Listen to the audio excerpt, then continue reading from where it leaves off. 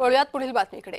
Gas तुटवड्यानं चुलीवर स्वयंपाकाची वेळ आली आहे। धुळ्यात शिवभोजन बंद करण्याची वेळ आली आहे। 9 महिन्यांपासून केंद्र चालकांची शासनाकडे थकबाकी आहे। थकबाकी तातडीने देण्याची ही मागणी होते। तर थकबाकी त्यासोबतच गॅस पुरवठा खंडित झाल्यानं शिवभोजन थाळी ही बंद होऊ शकते।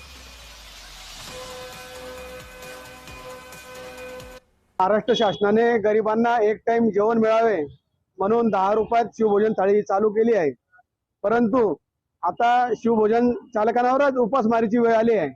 कारण शासनाने गेल्या 9 महिन्यापासून आमचे अनुदान दिलेले नाहीये।